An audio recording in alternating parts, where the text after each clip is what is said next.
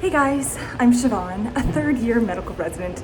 I'm just getting to the hospital, starting a night shift, and I'm working on the front lines during the COVID pandemic. You never know what's going to happen day to day.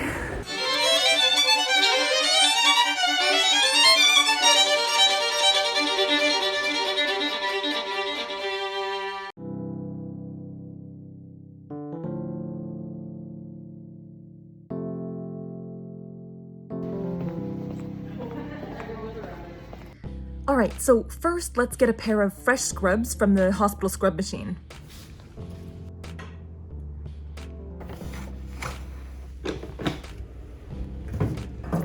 After getting changed, the first thing I need to do is get handover from the doctors who've been working during the day. They give me a list of patients and provide information that's critical to look after these patients overnight. Hi, how you doing? Good. Handover for the COVID unit. Great. How are things going? Pretty good. We have some people who finally tested negative, and one lady in particular we got out to the ward. Our numbers are looking a little bit better. All right, so now we're heading down to the critical care unit because I cover those patients overnight. We'll see the staff and hear about the patients. Oh, hey, great. I got some handover for you. Excellent. How are things doing? Pretty good today, actually. Great. All right, is that the list? That's a list. Thank you. And finally, let's head to the emergency department and get the pager for overnight. Oh, hey Matt. How are things going? Not bad. Things are steady as well. Yeah. I think they might start to pick up soon, but we'll see. All right, you want to get rid of that pager? Thank God. Okay. Oh, here it is. All righty. So this is a hot pager, a lot of responsibility when you're carrying it. So if any patient from the COVID unit, there are any difficulties, the nurses will call this pager. Of course, if the emergency department has any new patients for us to see, consults go to this pager. If there's a code blue, so a medical emergency, it goes to this pager. So when it goes off, I'm sort of at attention. Okay, so right now I'm doing a streak of nights. So I work every other night. And what I like to do is when I first come in, I like to look up the patients that I admitted on my last shift and see what happened. Because you keep thinking about your patients, you know. So for instance, the ones that I thought were going to be coronavirus positive, I want to look up now and find out if they were actually positive. Oh no. Okay, well, that'll have to wait. We've got our first page here. Hi, this is Siobhan, the SMR, returning a page.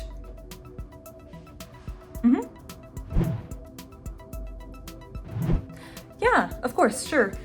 What's the patient's name? Okay. And what's his blood pressure? Oh, of course, yeah, no problem.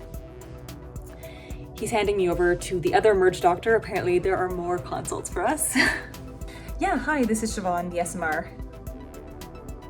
No problem, that's fine. And do you think that he has coronavirus risks? Is that something you're worried about? Are those all the consults for now, or any others that you know of? Okay. Sounds good. I'm sure I'll talk to you later. Okay, bye. Oh boy. All right, so we're starting out the night. We've got 4 consults right off the bat.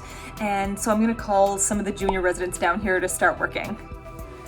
All right, this might be busy. Hi, can you please page Team A Medicine to this number? Yeah, this extension. Thanks. Bye. Okay, Alex, so I've got a consult for you. You're free. Things aren't too busy on the ward? Yeah. All right, so this is a patient who's coming in with shortness of breath. The emergency physicians think it's pretty high risk for coronavirus, so make sure you're properly protecting yourself. But I don't want us to just sort of pigeonhole into thinking that it's coronavirus. Like, keep a broad, open approach, and then we'll review and you can tell me what you think it is.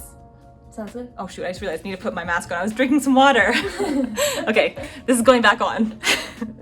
Even though I've assigned a first-year resident to see the patient, part of my job as a senior resident is to assess all patients myself, and then to use each case as a teaching opportunity. So in this case, I find a woman sitting upright in bed requiring 3 liters of oxygen. She tells me that she's been feeling fatigued for about a week, and has developed increasing shortness of breath over the past 2 days. When she started getting some chest pain and then coughing up a few specks of blood, she became nervous and came to the hospital. She has been physically distancing at home, but her husband works at a nursing home, so she has possible coronavirus contacts. To complicate things, she tells me that she's lost 20 pounds in the past 6 months without trying, and that always raises my concern for an underlying illness like an undiagnosed cancer. Surprisingly, her x-ray looks completely normal. There's no signs of pneumonia or extra fluid on the lungs. So the question is, what's causing her hypoxia? Why is she requiring oxygen? Okay, so I saw a 63-year-old female coming in from home with 2 days of shortness of breath. Okay. So I am worried about COVID, but funny, her chest x-ray is clear, and she is having chest pain. So I am wondering about a pulmonary embolism. Although this still could be coronavirus, I agree with Alex. With a normal chest x-ray, requirements for oxygen, coughing up blood, and a concern for possible cancer, which is a risk factor for blood clots, we need to order a CT scan of her chest to rule out a blood clot in her lungs. Okay, so as an update, ever since the pandemic, the hospital's been completely reorganized. We have areas for patients with coronavirus, areas with patients with no coronavirus, completely separate so that they don't contaminate each other. And then we have a special third area. In this hospital, we call it the warm unit. And it's basically patients who have symptoms that are so consistent with coronavirus that even if they swab negative, we don't trust it. And we send them there until we can do extra swabs, extra testing to really decide if they have coronavirus. Because not every test is foolproof, and the swab isn't either. So far, we've seen 5 patients, and the consults just keep coming. Yeah. Okay, sounds good. Yep, we'll come and see him now. Thanks. Bye. All right, we'll just see who's free to work. Mary, are you just finishing up your consult now? Yeah. All right, do you want to roll on over here?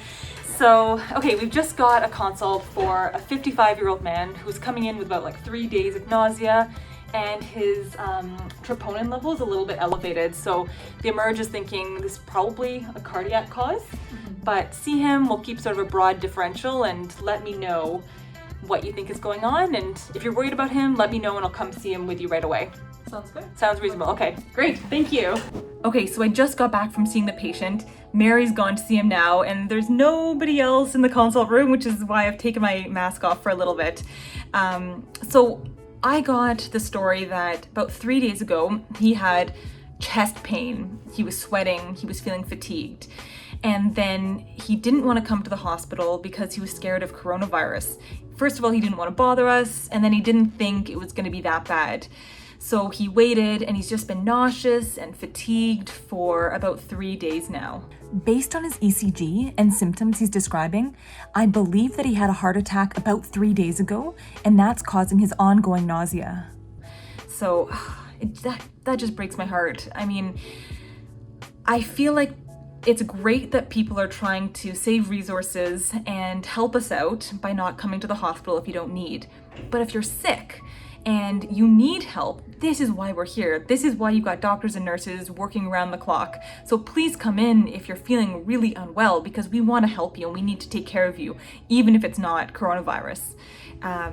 So we'll have to get an echocardiogram to see what his cardiac function is like now. So how his heart is actually pumping and how much damage there's going to be. So you guys remember the patient that Alex saw with the shortness of breath earlier? So the CT scan is back and it shows there's no pulmonary embolism, so there's no clot in the lungs, but it does show some ground glass opacification on both sides of the lungs. So it's sort of a non-specific finding, generally can show inflammation in the lungs, and it can be something that we see with COVID-19. So I'm more and more thinking that she probably has coronavirus. I'm gonna go check on her again and see how her breathing's doing. I don't have a lot of other reasons for why she's so short of breath and why she's needing oxygen. So let's just go see her now. Oh, gotta get my mask. Perfect. It's weird because this sort of echoes when I'm talking in it. So when I'm talking to patients, it feels really weird. I don't know if you can even hear me through this.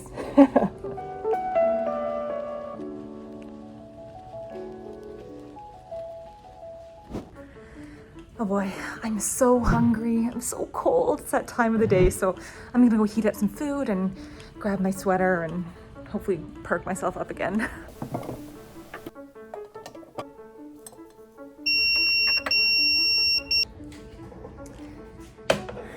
Yep. Okay, so another consult.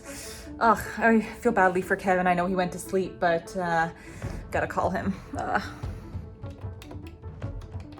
Hi, can you please page Team C medicine? Thank you. Hey Kevin, it's Siobhan. I'm so sorry to wake you up. I do have another consult for you. All right, I'll tell you about it when you get down here. Thanks, bye.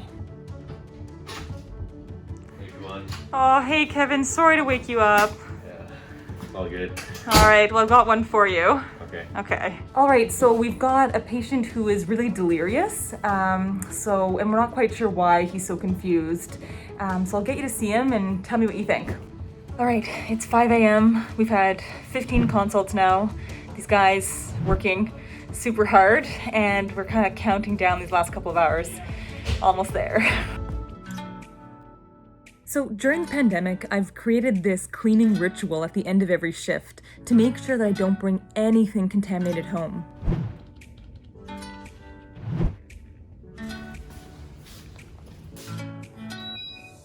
The best part is that I don't have to do laundry.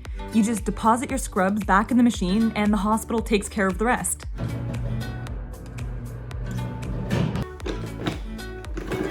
Feels so good to be done, some fresh air even though it's raining. And last night was good, and I think it was because I had such a great team, such wonderful residents who are like fun to hang out with, and plus clinically they're strong, so it took some of the pressure off of me as a senior resident. So if you have any questions, if you just want to say hi, then let me know in the comments below. And otherwise, I'll be seeing you in the next video. So bye for now, stay safe.